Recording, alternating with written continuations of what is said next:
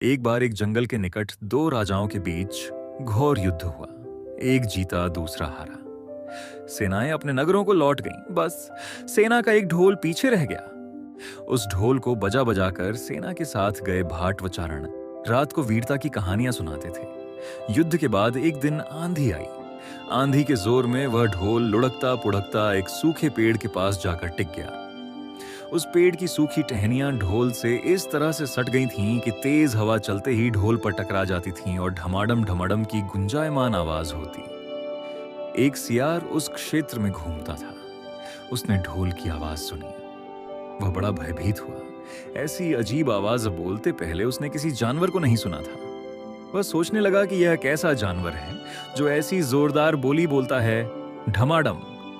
सियार छिपकर ढोल को देखता रहता, यह जानने के लिए कि यह जीव उड़ने वाला है या चार टांगों पर दौड़ने वाला। एक दिन सियार झाड़ी के पीछे छुपकर ढोल पर नजर रखे था। तभी पेड़ से नीचे उतरती हुई एक गिलहरी कूदकर ढोल पर उतरी। हल्की सी ढम की आवाज भी हुई। गिलहरी ढोल पर बैठी दाना कुतरती रही। सियार बड़बड़ाया, ओह, तो यह कोई हिंसक जीव नहीं है, मुझे भी डरना नहीं चाहिए। सियार फूंक फूंक कर कदम रखता ढोल के निकट गया। उसे सूंघा। ढोल का उसे न कहीं सिर नजर आया और न पैर। तभी हवा के झोंके से टहनियां ढोल से टकराईं। ढम की आवाज हुई और सियार उछलकर पीछे जा गिरा। अब समझ आया।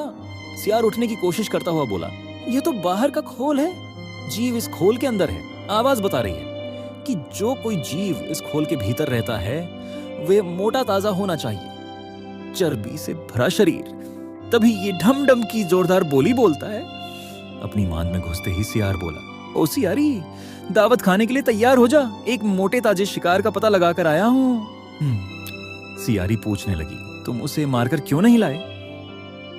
सियार ने उसे झिड़की दी, क्योंकि मैं तेरी तरह मूर्ख नहीं हूं। वह एक खोल के भीतर छिपा बैठा है। खोल ऐसा है कि उसमें दो तरफ सूखी चमड़ी के दरवाजे हैं। मैं एक तरफ से हाथ डाल उसे पकड़ने की कोशिश करता तो वह दूसरे दरवाजे से न भाग जाता। चांद निकलने पर दोनों ढोल की ओर गए। जब वे निकट पहुंच ही रहे थे कि फिर हवा से टहनियां ढोल पर टकराईं और ढम ढम की आवाज निकली। सियार सियारी के कान में बोला, सुनी उसकी आवाज? जरा सोच, हाँ, जिसकी आवाज ऐसी गहरी है वह खुद कितना मोटा ताजा होगा।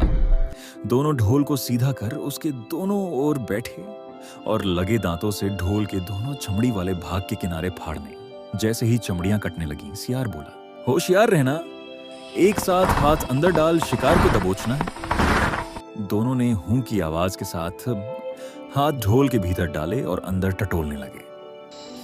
अंदर कुछ नहीं था। एक दूसरे के हाथ ही पकड़ में आए। दोनों चिल्लाए, हैं, यहां तो कुछ नहीं है, और वे माथा पीट कर रह गए। सीख, बड़ी बड़ी शेख ही मारने वाले लोग भी ढोल की तरह ही अंदर से खोखले होते हैं।